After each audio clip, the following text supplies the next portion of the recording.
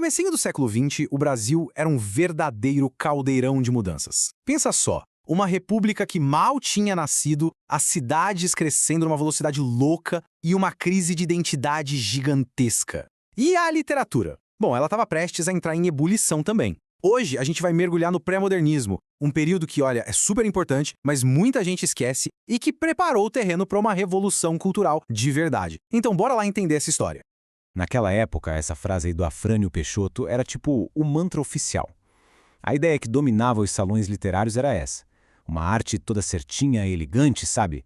Um reflexo de uma sociedade que queria se ver como chique, civilizada, sempre de olho na Europa. Pois é, porque a real é que, fora desses salões chiques, o Brasil era outro.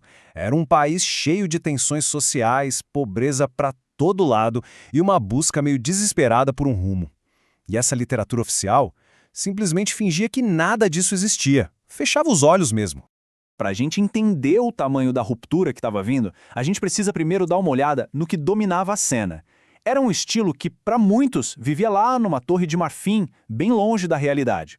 Olha só que contraste. De um lado você tinha o parnasianismo, com aquela poesia de métrica perfeita, palavras difíceis e temas que vinham lá da mitologia grega. Do outro lado, um país real, super complexo e lotado de problemas urgentes. Existia um abismo, um buraco enorme entre a arte que se fazia e a vida que se vivia. A literatura oficial simplesmente não falava do Brasil para os brasileiros. E foi justamente nesse vazio, nesse silêncio, que começaram a surgir umas vozes diferentes. Escritores que se recusaram a dar aquele sorriso e decidiram, na verdade, escancarar as feridas do país. E isso aqui é super importante de entender. O pré-modernismo não foi um movimento organizadinho, com um manifesto e tudo. Que nada! Foi, na verdade, um grupo de autores independentes, cada um com seu estilo, mas que tinha uma coisa em comum, uma inquietação, uma necessidade de botar o Brasil de verdade, no centro da literatura. Vamos conhecer 3 dessas figuras-chave. Primeiro, Monteiro Lobato. Uma figura assim bem polêmica, inquieta, um escritor e editor que não tinha o menor medo de comprar uma briga para forçar o país a se olhar no espelho. Depois, a gente tem Lima Barreto, um cara que viveu nos subúrbios do Rio, mulato, e que sentiu na pele e muito as contradições do Brasil. A obra dele é um retrato sem dó nem piedade do preconceito, da burocracia e da tragédia que era ter um patriotismo ingênuo naquela época. E para fechar o trio, Graça Aranha. Ele vinha de um mundo totalmente diferente, era diplomata. Um intelectual que usou seu romance como se fosse uma arena para os grandes debates sobre o futuro e a identidade do Brasil. Muita gente conhece Lobato pela literatura infantil, né? Mas a obra dele para adultos foi um verdadeiro soco no estômago do Brasil, que se achava o máximo daquele ufanismo todo. A literatura da época adorava pintar o homem do campo como um herói, sabe? Forte, puro, quase um personagem de lenda. Aí vem o Lobato, em 1914, e cria o Jeca Tatu, que era exatamente o oposto. Um caipira abandonado, doente, apático. O Jeca Tatu não era só uma caricatura. Era um diagnóstico, um laudo médico chocante sobre o abandono do Brasil rural. E aqui está o pulo do gato. No começo, o próprio Lobato meio que culpava a condição do Jeca por uma suposta inferioridade racial. Uma ideia, infelizmente, comum na pseudociência da época. Mas ele mudou de ideia, ele evoluiu.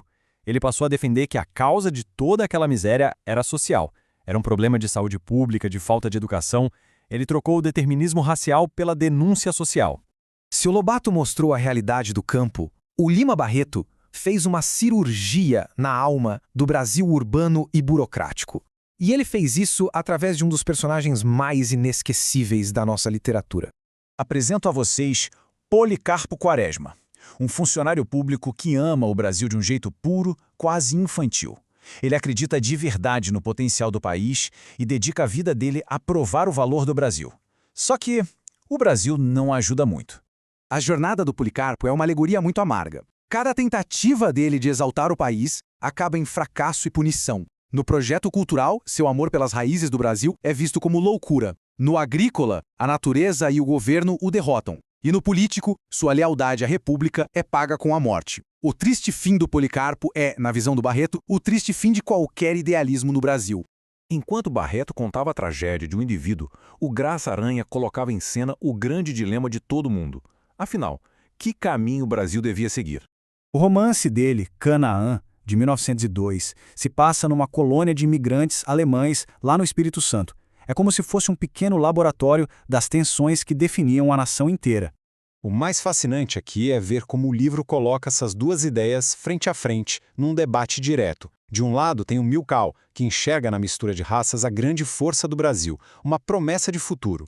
Do outro, o Lentz, que repete as teorias racistas europeias e acha que a miscigenação é a causa do nosso atraso. O Graça Aranha não dá uma resposta pronta, mas ele joga na nossa cara o conflito de ideias que assombrava o Brasil. Então, no fim das contas, qual foi o grande legado desses rebeldes? Eles não só escreveram livros geniais, eles construíram uma ponte. É verdade. Se a gente olhar a forma como eles escreviam, muitos ainda estavam presos a modelos do século XIX.